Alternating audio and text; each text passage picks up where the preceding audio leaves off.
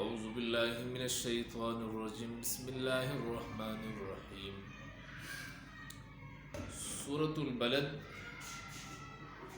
دی سورة البلد ولکی او په انګلیش کې وته ویلچ وي کله یعنی د هغه سورت چې په هغه کې د ننه د کلی اصلاح ذکر ده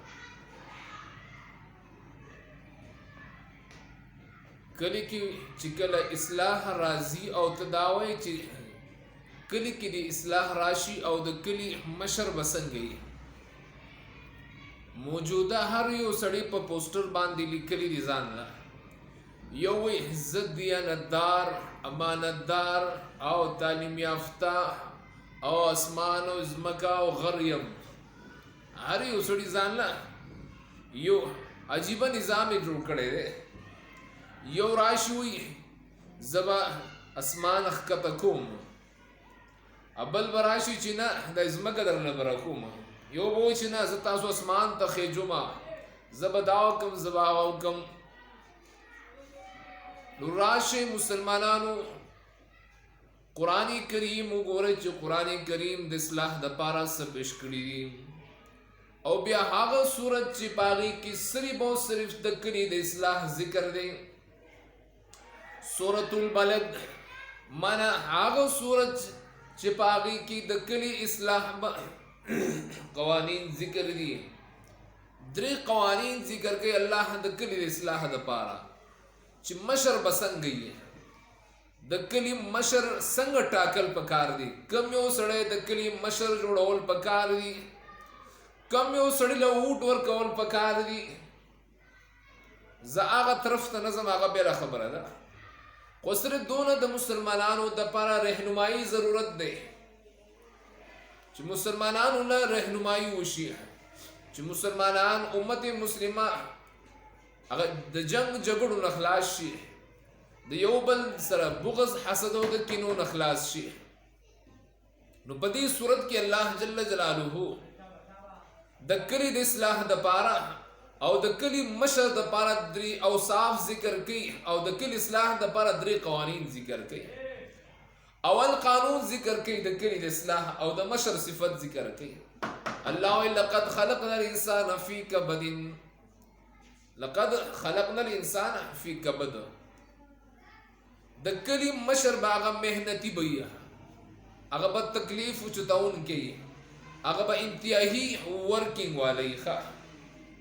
هغه به صحیح کار والی محنتی انسان بھی د کلی هله به کلی کې اصلاح راځي داسې به نه چې برید تاو کم خپل بیټک کې ځان ناسم او ځان په خپل ځای کې ناسم خلک به ما پسې راځي نه نه د کلی مشر او د دې مثال صحابه کرامو قائم کړی دی حضرت عمر فاروق رضی الله تعالی عنہ بارک راضی عمر فاروق رضی الله تعالی عنہ د شپې گشتونه به کول او درواز کورونو دروازونو بدلو غوګونه به خودل غوګ به خودل چې چا تس تکلیف دې زما په دری آیا کی زکه زده کلی مشر یم بهرحال دویم پدی صورت کې الله پاک د کلی مشر صفت ذکر کوي چې کلی کې به اصلاح څنګه راځي الله جل جلاله دویم صفت ذکر کوي دلته چې د کلی مشر به مال صحیح ځای کې رګي الله وی فک رقبه او اطعام فی یوم ذی مسغبه یتیما ذا نو د کلی مشر دویم صفت دار چې یو سړی د کلی مشر جوړوي نو خیال کوي د دې خبرې ښه چې آیا د کلی دا مشر د دې کلی چې کم فند د کلی چې کم مال لې دا په صحیح ځای کې لګي که په خپل خپلوانو اقرباو باندې لګي او کاغذ ځان هړب کوي او ځان خوري قرآن کریم سورت بلد وی کلی مشر به هغه وي چې هغه مال په صحیح ځای باندې لګي بې ځای به مال نه لګي مال به د کلی مال به نه ضایع کوي د کلی فند به نه ضایع کوي هغه به حرام خور نه هغه به زیات خور او ظالم به نه وي کلی مشر او دریم صفت د کلی د مشر بدایي چې کلی مشر با د خلکو بدرت برداشت کوي ځکه کلی مشر هغه نه دی چې څوک وله په غاړه کې امیل واچي هارونه ور واغوندي دا خو د کلي مشر نه دی که نه کلي مشر هغه دی صفت دریم صفت دا دی چې دی به د خلکو بد رد برداشت کوي د خلکو بد رد به یې اوري او په دې کې به دننه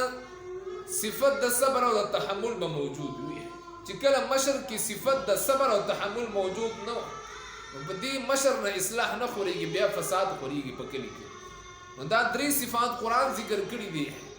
محترم مسلمانانو یو یې وټ چاله ورکو بل یې وټ چاله ورکو وټ